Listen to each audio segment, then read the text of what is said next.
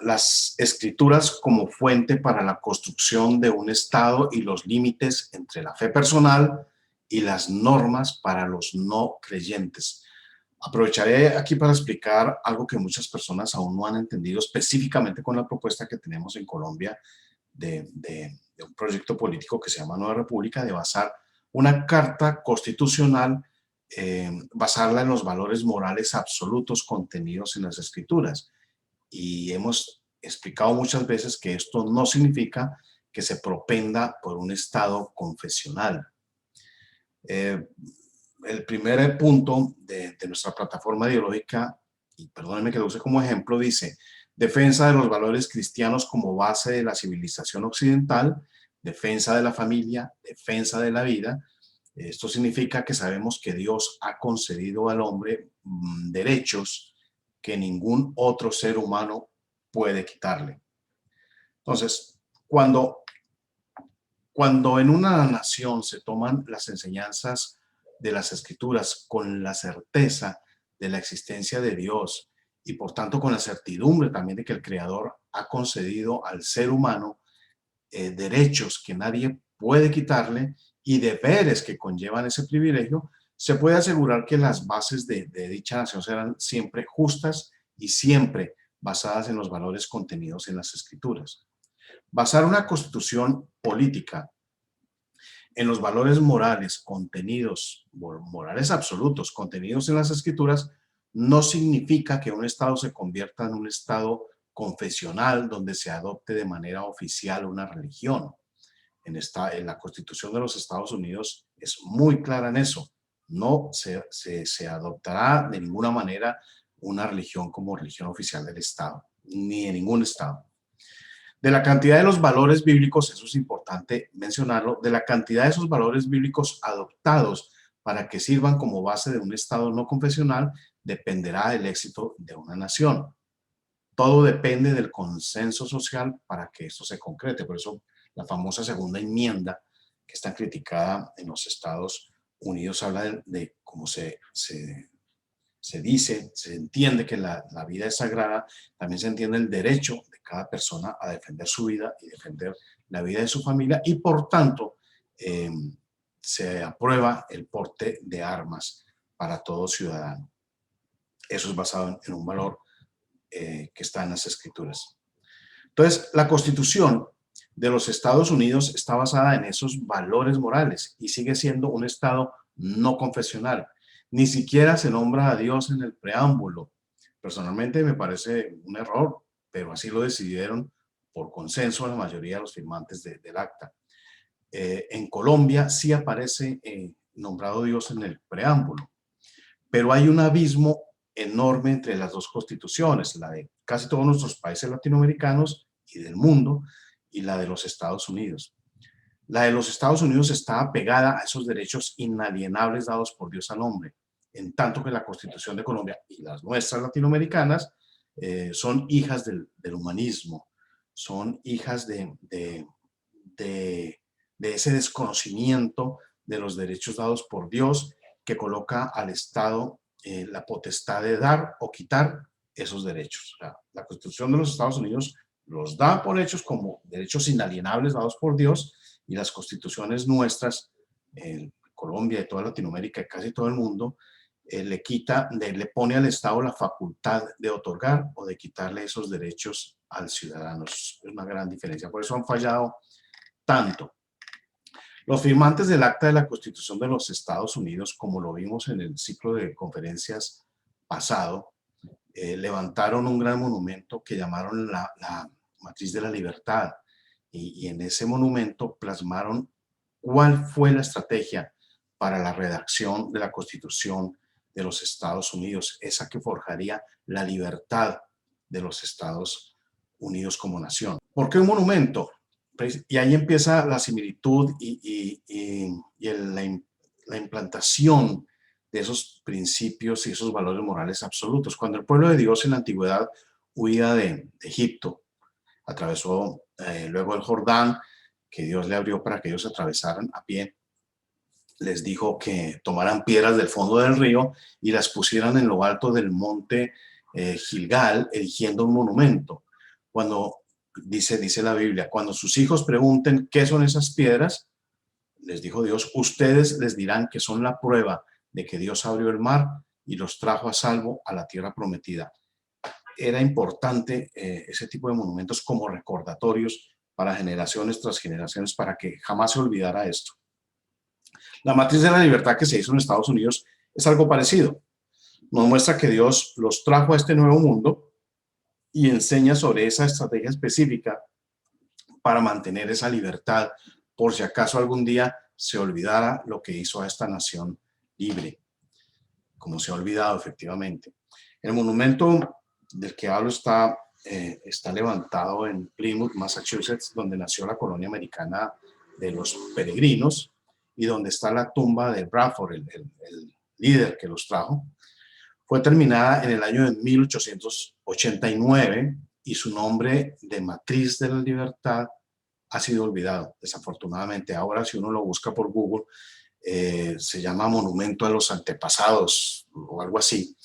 Y obviamente se le quita ese valor que le dieron los constructores al monumento para que recordaran cuál era ese legado de la libertad, cuál era ese legado de los peregrinos y cuál era ese legado de los padres fundadores, cuál era la estrategia que ha hecho esta nación tan grande como es. Entonces, ese monumento se levantó en 25 metros, son 180 toneladas de granito sólido, es el mayor monumento de granito de todos los Estados Unidos y su construcción duró 70 años, se hizo con dinero del Congreso y la legislatura de Massachusetts.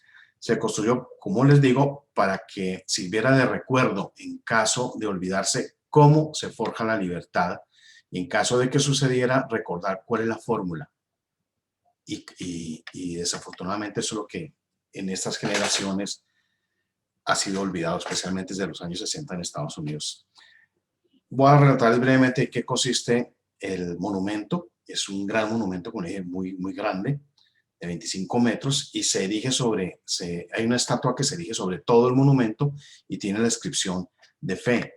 Esa estatua de fe señala al cielo con el dedo, porque en el cielo está Dios, el Dios de la Biblia, está Jesucristo. Eso significa que ellos creían que la única fe que podría traer libertad, pues se llama matriz de la libertad, ellos creían que la única fe que podría traer libertad no era ni el budismo, ni el hinduismo, ni nada de esas cosas, sino era la fe en el único Dios verdadero y en las Escrituras. Tanto así que la estatua sostiene en su otra mano una Biblia abierta, no el Corán, sino la Biblia, lo cual indica que la leían. Eso les daba fe y así obtenían sabiduría de Dios, y de ahí la estrella que está en la frente. Bajo esa gran estatua de la fe hay otras estatuas unidas a ella. Significa que sin ella, sin la fe, todo se caería, se derrumbaría. La fe es el principio de todo. Esa es la estrategia de la libertad. O sea, no estamos hablando de nada confesional ni nada religioso, sino una estrategia que nos traería libertad y que le trajo libertad a los Estados Unidos. Esa estrategia está plasmada en esta estatua que se llama Matriz de la Libertad. Debajo de esa estatua sigue la estatua del carácter y la moral que conforman la libertad interna y que es el comienzo de cualquier libertad. No pierdan de vista el tema de la libertad. La moral, la estatua de la moral no tiene ojos. Y eso es a propósito, porque eso significa que mira hacia adentro de sí misma, según lo explicaron quienes la construyeron, y la transformación del corazón causa transformación externa, como dicen las Escrituras. Está basado en los valores contenidos en las Escrituras. Por eso, los valores morales absolutos son base para la formación de esta nación. Sin las Escrituras, sin la fe, sin los valores morales contenidos en las Escrituras, jamás podrá haber libertad. Eso es lo que nos está enseñando esta estatua. La moral tiene en su mano izquierda los 10 mandamientos y en la derecha la voluta de la revelación, del Apocalipsis. Significa esto que para tener moral se necesita un estándar, una referencia moral absoluta, incambiable, inmutable, que es Dios. Debe haber una transformación interna de permitirle a Dios que nos cambie primero nuestras mentes para desaprender lo malo y nuestros corazones. Para ellos la moral empezaba en el corazón. En la Inglaterra de donde huyeron los peregrinos, La moral se imponía desde arriba, desde el poder del rey. Eso lo vimos en la conferencia pasada. La moral nacía del gobernante, no de Dios. Era el gobernante, el rey en este caso, quien decidía, igual que en todos los imperios humanistas, lo hacían los emperadores y reyes y líderes religiosos. Ellos decidían lo que era bueno y lo que era malo. La gente obedecía sin tener convencimiento, sin interiorizarlo, como nos propone aquí la matriz de la libertad, sin tenerlo primero en su corazón. Los cristianos pensamos que ese cambio nace primero en el corazón, según dicen las escrituras. Uh, la Biblia nos muestra que nadie más que Dios decide lo que es bueno y malo. No lo decide ni el rey, ni el emperador, ni un presidente, sino Dios, ni el Congreso, ni nadie. Ningún líder religioso debe decidir ni obligar a nadie a decidir lo que es bueno y malo. Y esto nace en cada ser humano como consecuencia de una respuesta al actuar frente a las escrituras. Nace dentro de cada creyente esta decisión. Hay individualidad. Eso es el libre albedrío que nos enseñan las escrituras, que nos traen libertad. Ser miembro de una iglesia, como lo creían firmemente los peregrinos, no hace a nadie cristiano. En una parte lateral de este monumento, en la matriz de la libertad, se ve al evangelista escribiendo los evangelios. ¿Qué quiere decir eso? Que necesitamos los evangelios porque nos enseña que Dios se hizo carne para liberarnos, libertad. Nos trajo, con su muerte y resurrección, Jesucristo nos trajo libertad. Todo esto recuerden la estrategia para lograr que nosotros como nación tengamos libertad. Entonces, hasta el momento del movimiento que originaron los peregrinos se creía lo contrario. Pero ellos, leyendo las escrituras, encontraron que la moral empieza internamente con el evangelio y que mediante la lectura se va formando la fe y que la fe va transformando internamente a las personas y las va volviendo libres, como dicen las escrituras. Por eso el globalismo, lo que ha intentado de mil maneras quitar la lectura de las escrituras de las escuelas, de las universidades, de todo lado. Ellos saben lo peligroso que es el conocimiento de la Biblia para sus propósitos, porque nos trae libertad. La lectura de las escrituras logra que las personas entiendan lo que es bueno, lo que es malo, y decidan desde la óptica del Creador eso, lo que es verdad y lo que es mentira, y no desde la óptica de lo que digan los reyes, los presidentes, los emperadores, los congresistas, los líderes religiosos. Peligrosísimo para un gobierno totalitario. El monumento también nos enseña otra estatua que se llama la ley. Se necesita esta matriz, este modelo, esta estrategia para conseguir la libertad, nos dice que se necesita ley para que sirva de base para la sociedad. Debe haber un cierto orden en la sociedad. Los principios de la ley de Dios se relacionan con la ley civil. Esta forma de ley contiene equidad. Por eso la mano derecha de la estatua, yo lo voy a colocar después en el video cuando lo edite, la mano derecha se extiende hacia el frente en señal de misericordia hacia quienes se someten a esa ley. Esta clase de ley tiene ese cierto grado de equidad. La misericordia es un principio, es un valor moral absoluto contenido en las escrituras. Y esto se muestra en la otra estatua lateral. Tenemos la ley y tenemos la justicia. La justicia, en esta matriz de la libertad, sostiene en su mano la balanza, representando la justicia y la equidad, la igualdad de todos ante la ley, sean pobres, sean ricos, blancos, negros, calvos o peludos. Cuando se comete un delito, el castigo debe ser igual para pobres o ricos, no importa si se ha sido presidente o jornalero. Tiene que existir igualdad ante la ley. Esto lo vemos como principio en el sistema legal de Estados Unidos, en nuestros países no. Del otro lado se ve una estatua que representan los que no tienen las naciones, humanistas, tiranas. Nuestra constitución en Colombia específicamente está basada en el humanismo.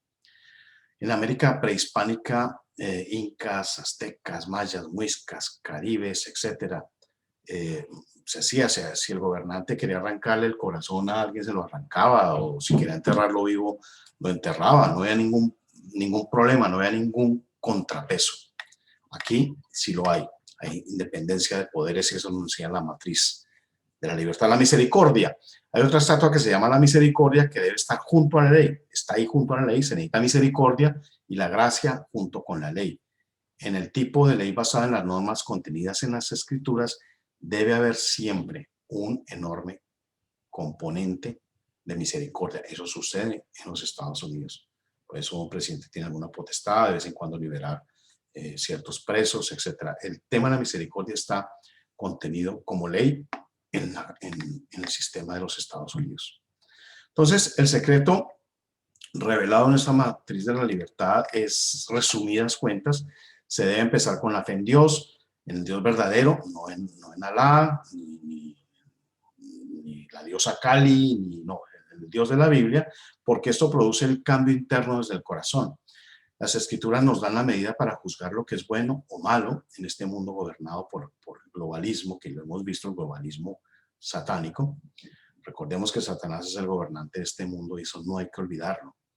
Por eso podemos liberarnos de su yugo obedeciendo a Dios, acatando, obedeciendo lo que Dios dice, acatando y obedeciendo lo que Dios dice que es bueno y malo. Y con base en esas normas morales absolutas diseñamos un sistema moral de una ley en este mundo como base para una sociedad libre y con altas posibilidades de ser justa. Una sociedad que puede imponer justicia cuando se comete un delito, pero también una sociedad que puede mostrar misericordia en el momento de implantar justicia. Una vez se construye una sociedad así, dice esa estrategia de la matriz de la libertad, hay que educar a las nuevas generaciones, a los hijos. Una vez creada esa matriz de la libertad, hay que transmitirla a las nuevas generaciones. Y hay otra estatua en esta matriz que se llama la educación. La educación, la estatua de la educación, abre la palabra de Dios, no el Corán, ni en ningún otro libro, la Biblia, que es la fuente del conocimiento. Le colocaron la corona de la victoria. Esta estatua de la educación educa a sus propios hijos y eso le da la victoria. ¿Por qué? Porque ha preparado a sus hijos en el camino que deben recorrer para que sus hijos enseñen a sus hijos y así consecuentemente sobre esta verdad que es la base de la civilización libre. Solamente las escrituras pueden traer libertad. En una de las estatuas laterales que representa, hay otra estatua que se llama la juventud y se le ve educando a su hijo y ella con un libro y con un rollo donde escribe. Está preparando esta estatua a su hijo para un futuro desde una edad muy temprana. ¿Qué nos está diciendo esto? Aquí el niño está siendo educado no por el Estado, no por un grupo de personas ajenas, sino es responsabilidad, dice, nos está diciendo la estatua, con base en los valores morales contenidos en las escrituras, que la estrategia de la libertad también implica que la educación debe ser responsabilidad de los padres, no del Estado. Los peregrinos salieron de un sistema autoritario y entendían que los niños no deberían ser educados como sucedía ya por el Estado, en una escuela estatal, bajo las premisas del rey o del cabeza de la iglesia, de ninguna manera. La visión cristiana difiere en este sentido y en otros más de la visión humanista. En esta visión humanista, alejada de Dios, se dice, no eres nadie, no tienes derechos sobre tus hijos, no puedes educarlos, ellos tienen derechos que nosotros como Estado vamos a defenderlo, aún en contra tuya. Solamente yo como rey o como Estado o como líder religioso ordenaré cómo deben ser educados tus hijos. Eres un esclavo, es lo que está diciendo esa visión humanista, como sucede en nuestros países. Pero los cristianos decimos no, con base en las escrituras y como estrategia de libertad de una nación, la crianza de nuestros hijos es nuestra responsabilidad, es un derecho dado por Dios, es una responsabilidad que Dios ha delegado en nosotros como padres y no vamos a permitir que otros nos digan cómo educar a nuestros hijos de ninguna manera. Nosotros vamos a enseñarles sobre la moral, sobre la fe que nace en el corazón para que ellos entiendan la importancia de la justicia y la misericordia. Y también para que entiendan la importancia de tener a Dios como base de toda nuestra vida. La otra estatua muestra una persona mayor que representa la sabiduría de los abuelos, de los ancianos. Los ancianos nos está mostrando aquí esta matriz de la libertad. Los ancianos tienen un papel importantísimo en la construcción de una sociedad, en la construcción de una familia. Al contrario de lo que dice el humanismo en nuestras naciones. hablo de Latinoamérica y el resto del mundo, donde los ancianos son desechados, relegados a un ente que sobra, son desechables, son estorbosos, es mejor aplicar la eutanasia y ya. Que aprobar la eutanasia para que ellos decidan en cualquier momento, o sus hijos decidan cuándo librarse de los... En cambio, en la visión cristiana, los ancianos, según esta matriz de la libertad, que es la estrategia de la libertad, dice que los ancianos tienen un papel preponderante e importante, repito, en la familia y en la sociedad. En la mano izquierda de esta estatua está señalando la Biblia abierta y las tablas de la ley, los 10 mandamientos. Los conoce bien y debido a su edad, pues los ha estudiado. Del otro lado tiene un globo terráqueo, lo que significa que les muestra a las generaciones más jóvenes, tanto a su hija, la estatua de la joven y la estatua de la justicia, cómo funciona el mundo desde la perspectiva bíblica. Todo el monumento, repito, de la matriz de la libertad se dirige hacia la libertad. El hombre en la libertad, como es llamado, ahí en esta estatua está sentado sobre la libertad, letrero, o sea, sobre el fruto de la matriz de la libertad, el resultado de todo este proceso, la suma de toda esa estrategia. El hombre en la libertad sostiene una cadena rota en su mano izquierda. Antes estaban encadenadas sus piernas, pero ahora es libre. Lo expresa su rostro, un rostro sereno, donde dice soy libre, pero debo defender esta libertad. Tiene una garra sobre su hombro derecho, lo cual pertenece, esa garra tiene un pedazo de piel que cuelga de él, y se ve una cabeza de león que representa no el león de Judá, Jesucristo, sino la bandera del tirano inglés de donde los peregrinos huyeron.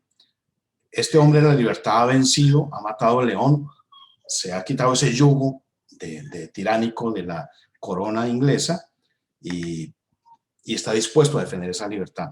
Aquí se ve al hombre de la libertad con un pie puesto sobre el pecho de la tiranía, sobre ese león, y los peregrinos lograron esta victoria sin ninguna violencia, solamente usando y aplicando los principios de Dios. Este hombre de la libertad se ve poderoso, fuerte, se defiende, tiene una espada en la mano y está listo para proteger con esa espada a su familia y defender las leyes que crearon y sus valores, su carácter, su fe. O sea, no se trata de agacharse, sino de defender esa libertad que se ha conseguido. Es un principio y un derecho dado por Dios. Defender carácter, defender la fe, defender la libertad que se ha conseguido. Nos muestra que si hacemos las cosas bien, se puede ser una persona fuerte, se puede defender la libertad y pelear de ser necesario por esa libertad. Se debe estar preparado, pero se debe hacer esto según la estatua a la manera de Dios, y así se tendrá bendición y libertad para vivir en paz. Cuando una propuesta como la de Nueva República, perdóneme que lo insista, en Colombia, cuando una propuesta es cristiana, significa que está basada en los valores morales absolutos contenidos en las Escrituras. Está basado en esa estrategia, en esta matriz de la libertad que muestra cuál es la estrategia para lograr la libertad, que es aplicar los principios de la Biblia en la vida de nosotros como familia, como individuos y como nación.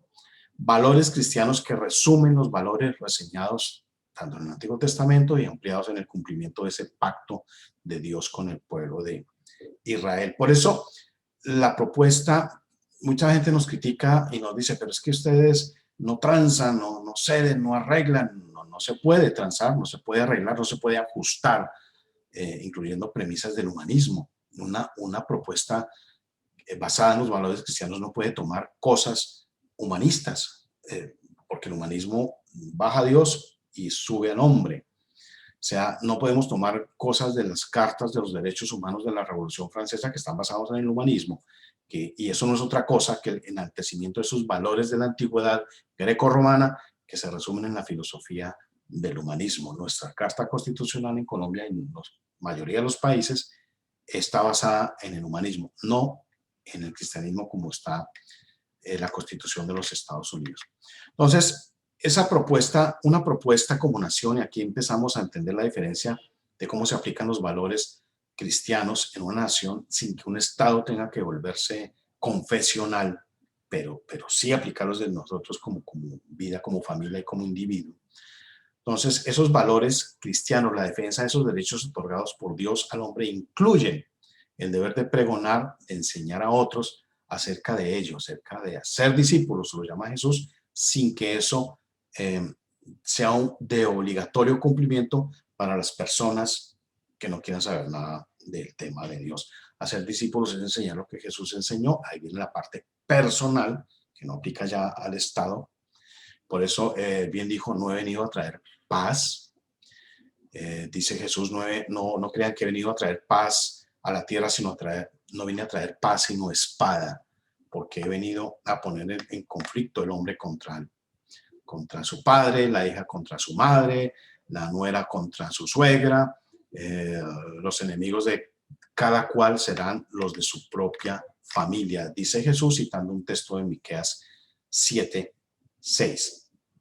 En cumplimiento de esto, cuando entendieron plenamente que la cosa no era con cuentecillos de hadas, los primeros cristianos, los peregrinos que llegaron a Estados Unidos, entendieron que eso no era con cuentecitos, con historiecitas fáciles. Los peregrinos experimentaron en carne propia estas palabras. Jesús no vino a traer paz y florecitas, sino una espada de división. Cuando los peregrinos, esos que llegaron a Mayflower, decidieron estudiar las escrituras por su cuenta sin que ninguna autoridad seglar ni religiosa les dijera lo que debían o no creer, fueron atacados y denunciados por sus amigos, por su familia, por sus cuñados, por sus hermanos, fueron perseguidos brutalmente, dejándolos sin empleo, dejándolos sin empresas, empujándolos al destierro. La espada que trajo Jesús ha dividido familias, ha dividido congregaciones, ha dividido naciones enteras. Estados Unidos de América es la prueba de eso. Como nación, en Estados Unidos resistieron seguir obedeciendo a una tiranía monárquica, cabeza de la iglesia, que enseñaba que ellos eran reyes y que tenían derecho divino a gobernar despóticamente como quisieran, por orden de Dios, que Dios les dio el derecho a gobernar. Eso no dice la Biblia. Estados Unidos es el único país del mundo donde el movimiento de la reforma realmente se cumplió. Las iglesias reformadas en Inglaterra, por ejemplo, siguen sometidas a los caprichos de la reina, a la que todos los líderes religiosos ahí en ese país reconocen como gobernante por derecho divino. Estos monarcas cristianos, y aquí hago un paréntesis para quienes no lo sepan, todos los monarcas que están en Europa han dicho durante generaciones y generaciones que ellos son reyes porque descienden de los merovingios, dicen uno, pero tienen el derecho divino a gobernar. Y eso no es cierto. Entonces, estos monarcas cristianos hacen creer que tienen ese derecho a gobernarnos, pero niegan el derecho de la libertad dada por Dios, se lo niegan a las otras personas, el derecho a decidir. Ese es un derecho, el derecho a elegir. Dijo, no se puede esclavizar a un pueblo que lee la Biblia, eso es cierto. No se puede esclavizar porque el hombre conoce los derechos dados por Dios. Quien lea las Escrituras tendrá pleno conocimiento de esos derechos que Dios le otorga al ser humano y los defenderá por sobre cualquier cosa. Eso forma parte de la estrategia de la matriz de la libertad, que el hombre de la libertad tiene la espada para defender esos derechos, para defender esa libertad conseguida. Bajo esos derechos, bajo el derecho de elegir, se estableció una constitución, lo repito, basada en Dios, una carta de navegación, de establecimiento y de las bases de una nación para poder recibir las bendiciones que promete Dios a las naciones, no hablo como personas, sino a las naciones que le obedecen. Con las bendiciones y promesas viene también las responsabilidades, las consecuencias de no cumplir los requisitos de Dios. Los comienzos en Estados Unidos, bajo esa cobertura, trajo avances en la ciencia, en la prosperidad, trajo bienestar para los ciudadanos y para otros países. Eso lo mencionaba yo en una charla de ayer. Se tuvieron las mejores universidades, las instituciones científicas del mundo, se repartió a los necesitados, incluso de otras latitudes. Por eso la nación de Estados Unidos como nación es tan generosa. Con el tiempo, los estadounidenses fueron permitiendo el germen socialista que se apoderó de las universidades, de la educación, de los medios. Todo esto trajo perdición, trajo perversión, trajo delito y las consecuencias vinieron. Así como las bendiciones llegaron, el castigo por la desobediencia y la desidia llegó sin falta. Los problemas sociales que enfrenta hoy Estados Unidos no se pueden ocultar. Nos hacen recordar las enseñanzas de lo sucedido en el pueblo hebreo desde que Dios les dio la libertad y ellos decidieron escoger mal.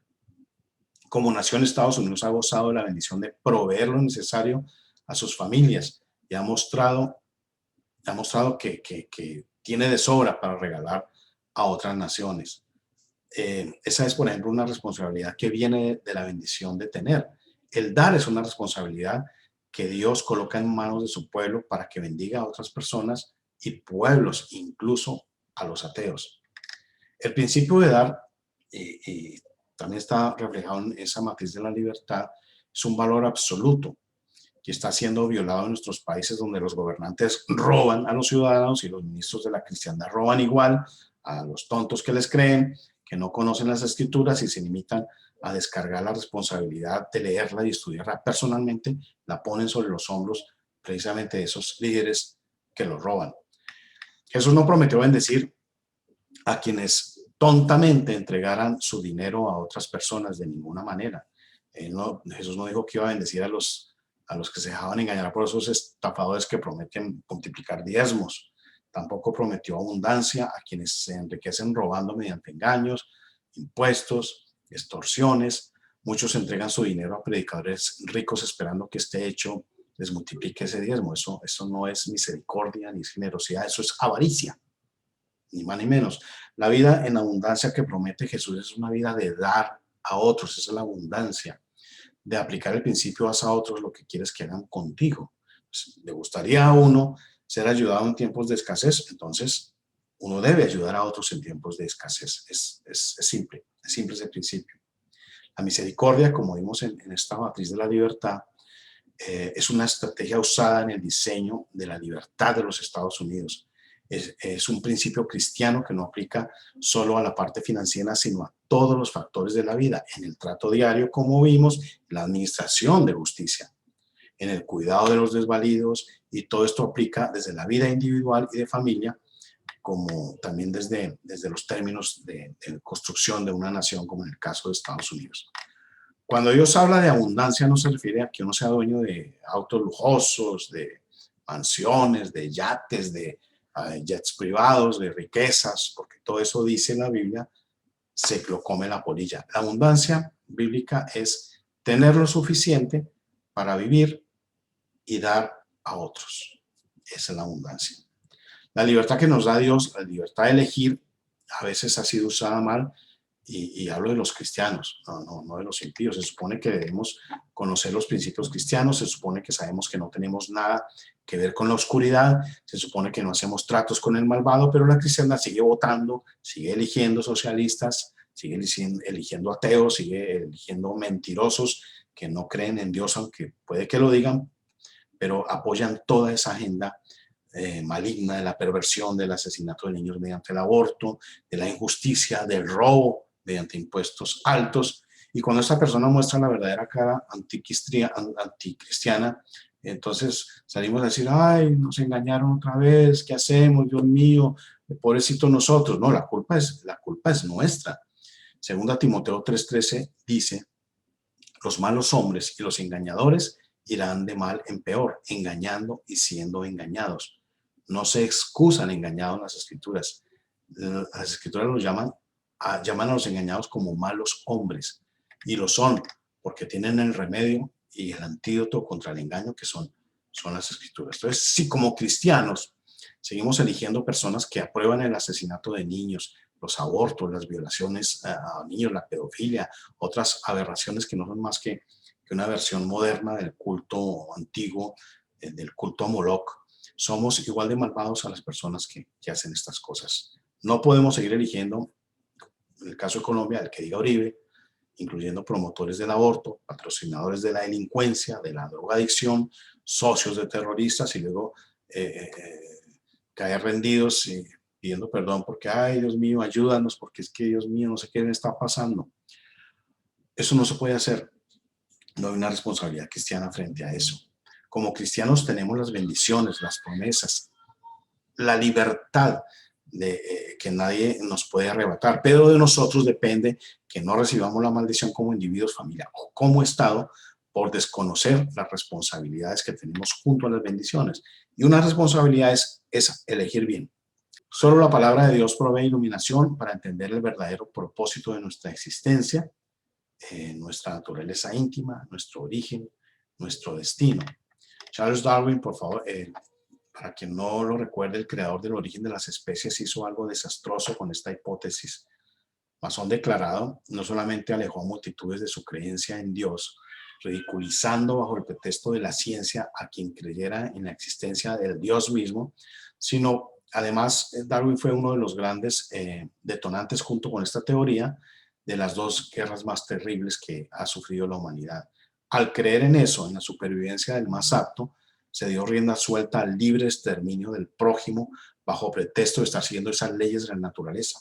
Soy el más apto, puedo destruir otra nación. Soy el más apto, puedo robar a mi vecino. Soy el más apto, puedo engañar al prójimo. No, eso es lo contrario al cristianismo, eso es humanismo. Entonces, pueblos enteros fueron eliminados por Stalin, por ejemplo, bajo esa concepción atea de la vida. Se asesinó a millones de rusos sin sentir ni el más mínimo remordimiento. Eso sucede en nuestros países cuando votamos mal. Estamos dando al humanismo, estamos votando, eligiendo, dando nuestro poder para que nos destruya, porque son gente atea, son gente que no cree en Dios. Entonces, por el otro lado, al contrario del humanismo, tenemos la palabra de Dios, eh, que hace que el hombre se vea a sí mismo como parte de un plan general que abarca el universo.